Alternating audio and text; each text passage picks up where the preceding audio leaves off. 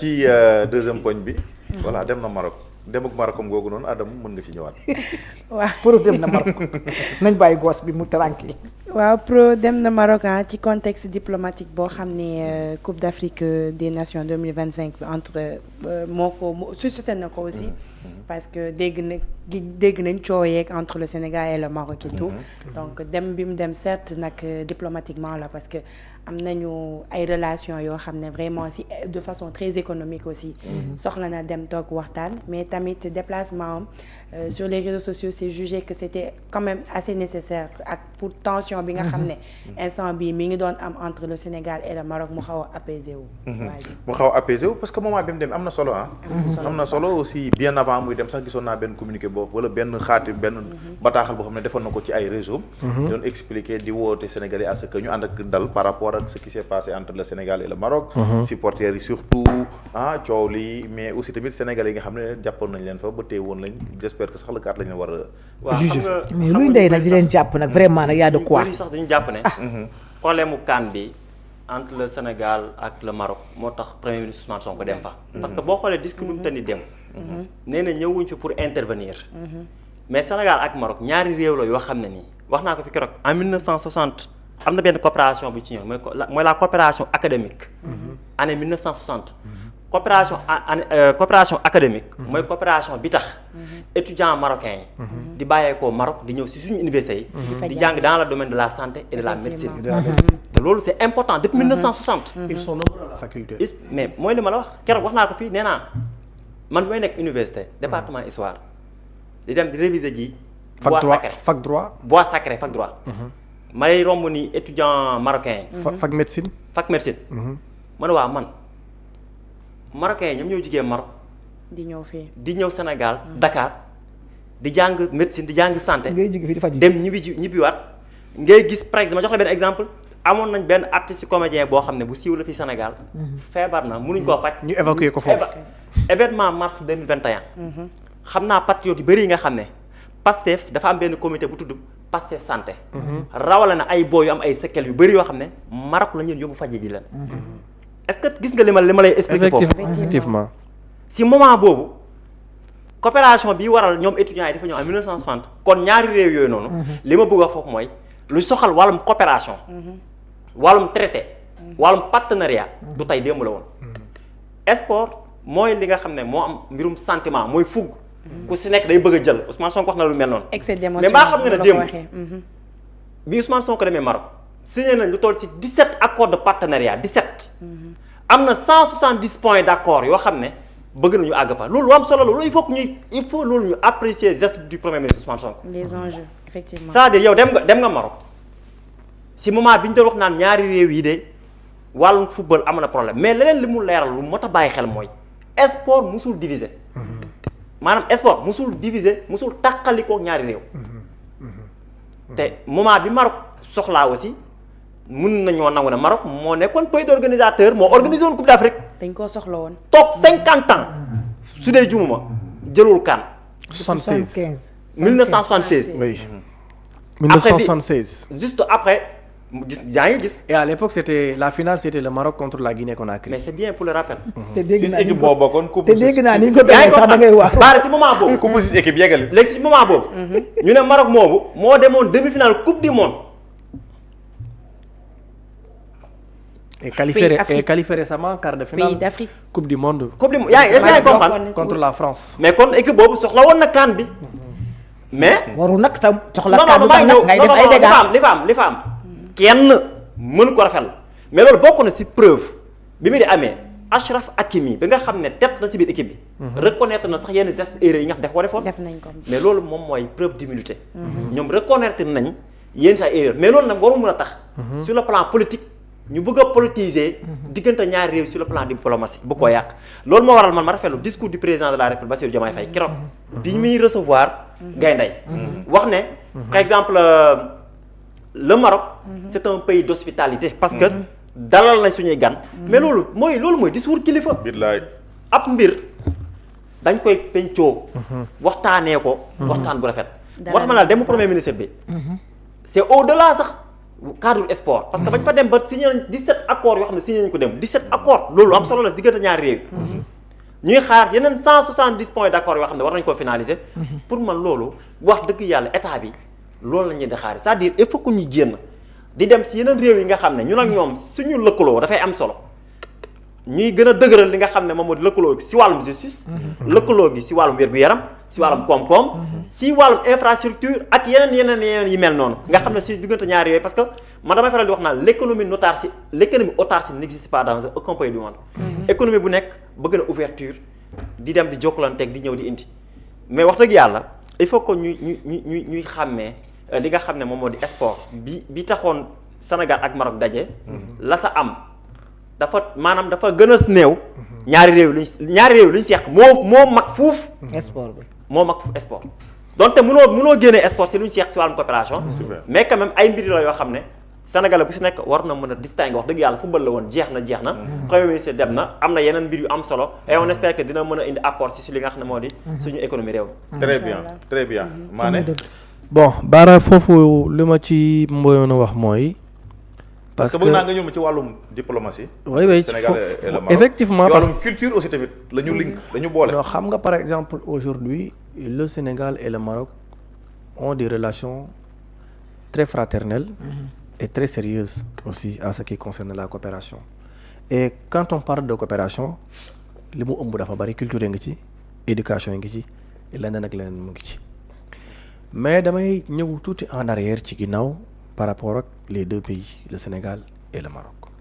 Vous vous souvenez en 2005, Youssou Ndour avait sorti un album qui s'appelait l'Égypte. Égypte. Youssou Ndour album boobu moo ko may Grammy Award. Et pourtant album boobu Youssou Ndour bi mu ko génnee mu ci doon way ay ñoom Mame Alhaji Malick way ci Serigne Touba way ci Omar Foutiyou Tall way ci roi du Maroc Hassan II mu génn def benn tournée internationale. Pays bi mu njëkk a dem doon def tournée boobu c'était le Maroc bi mu fa jógee après quelque temps mu gagné Grammy Award je me rappelle année boobu ci la génne woon way boobu mu ànd ak Moustapha Mbaye Nabi te concert ba mu doon defee Maroc mu ko doon defee Fès moom ak Moustapha Mbaye mu am ay artistes marocains yu jógee Sénégal yu jógee Maroc di ñëw Sénégal di lëkkaloo ay artistes sénégalais de la même manière Didier Bara mi ñoom récemment lañ jógee Maroc ci benn festival bu mag benn salon bu musique boo xam ne benn marocain moo koy organiser. ñuy jël ay artistes sénégalais di leen fa yóbbu. gis nga benn affaire dafa am le football a toujours été un facteur d'unité et de rassemblement. En 1934 les premières éditions coupe du monde bi mu njëkk a am c'était à l'époque ay 16 équipes avant mi àgg ay 32 équipes mais loolu lu ko taxoon a jóg. parce que demoon nañ ba amatul guerre ñun di léegi il faut que ñu raffermir les liens mais ci ban fox lañ mën a raffermir les liens ñu ni kaa la ñu créer ce qu'on appelle la coupe du monde ci leen dajale quelques pays yi leen dajale ñuy fox à travers la coupe du monde moo taxoon année boobu boo xoolee ñi ko doon jël Uruguay la woon ak ay Mexique ndax ñoo fa nekkoon dans les années 34 yaa ngi dégg baax ci Sénégal ak Maroc Hassan II ñaata yoon la ñëw Sénégal bari na ñaata rue yi ngeen gis fii au Sénégal ñu tuddee ko ay Habib Bourguiba ak ay Hassan II ak Ahmed V bari na mais li nga xewoon ci final bi tey jii ñun Sénégal dañu waxante benn affaire nañu waxante dëgg man mii wax ak yéen en commençant par moi bu ñu organiser woon Coupe d'Afrique ñun tey jii ñu daje ak Maroc final wala ak n'importe quel pays final dina am taxawaay bu ma taxawee de wax dëgg yàlla. xëccoo la rek xëccoo la woon ñu am luñ ñu won ñu nit ñu am luñ leen won te loolu day am loolu dafa am yooyu xam ni day ci àdduna mënul ñàkk day am waaye nag bu loolu weesoo nag Olof Njaay nee na ginnaaw jàmm yaay ginnaaw ay jàmm moo tax le déplacement bi Ousmane Sonko def dem Maroc seeti homologam ngir ñu toog diisoo waxtaan ñoom ñaar dina gën a raffermir les liens parce que tamit intérêt bi du ci Sénégal kese Marocains it gis am nañ ci ñoom Marocains yi am nañ intérêt ci Sénégal. bu baax Sénégal it am na intérêt ci Maroc. bu baax kon du ñu football du tax ñu yàq suñuy relation de bon voisinage parce que sur le plan de la diplomatie parce que diplomatie boo ko xasee tudd dépassé na football. Parce que nous vivons dans ce qu'on appelle dans la diplomatie de bon voisinage. Parce que nous, au Maroc aussi, beaucoup de position géographique. Maroc, nous sommes Afrique du Nord, nous sommes Afrique de l'Ouest. Ils sont du Nord, nous sommes de l'Ouest. Nous sommes des pays maghrébiens, nous sommes des pays de l'Afrique de l'Ouest. Nous sommes de l'Afrique noire en question, d'une manière générale. Eux, ils sont de l'Afrique noire, parce que l'Afrique est déjà noire, mais on les appelle les Maghrébiens. N'empêche, nous sommes des voisins africains. ay dëkkandoo lañ daal ñoo bokk Afrique. ñoo bokk Afrique. Donc animosité warul mën a am entre les deux pays waaye nag dafa am loo xam ni tamit baara buñ ko fàtte xam ngeen mooy lan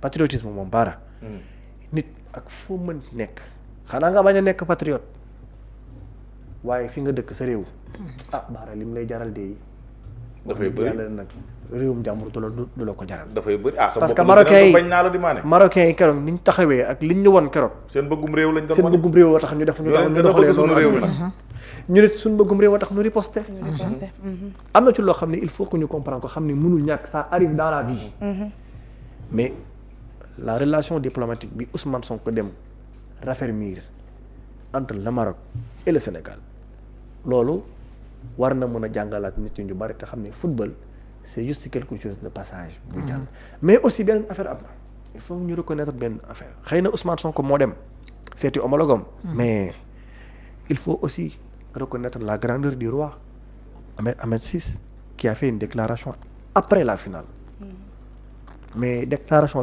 bi roi bi def soo ko dégloo da ngay xam ni njiit dëgg am na mais ka fa nekkoon ñu ko jox mu nangul Ahmed VI après 2 jours après la finale mu def déclaration il fait appel au calme jëmale ko ci ay nitam jëmale ko ci waa këram muy les Marocains loolu da ngay xam ni kii njiit la parce que Ahmed xëy na moom xam na loo xam ni ay waa këram xamuñu ko pour des raisons diplomatiques c'est très stratégique nag c'est pourquoi il a fait appel au calme tout en rappelant que le Maroc aussi c'est un pays africain et qui a besoin de ses voisins africains comme ñun ni ñu soxlaa marocains yi comme marocains yi ñun ñu soxlaa parce que aussi nous sommes tous dans effectivement mais ba ñun daal sunu gars yi ñu fa téye woon rek moo mën a xari man yow loolu daal nga bëgg a dikki non Mère Thiara loolu aussi il faut que ñu xam benn affaire non chaque pays a ses lois non xam nga man Mouhamed gis nga téere yi dañ téye Mouhamed se nga xam ne fa la ñuy jëndee marakis ak jàllaa bi marocains ya fa nekk ëpp nañ 1000 nee naa keroog kii bu ma wooti effacer sama numéro ma effacer sa numéro nag yaa ngi coow de waaw ci commencement bi xeex rek la yaa ngi dégg jël suñu doom yi tëj leen ci kaso yi tamit loolu tamit nañ ci wax xam nga te bu fi indi benn problème li nga wax mooy dëgg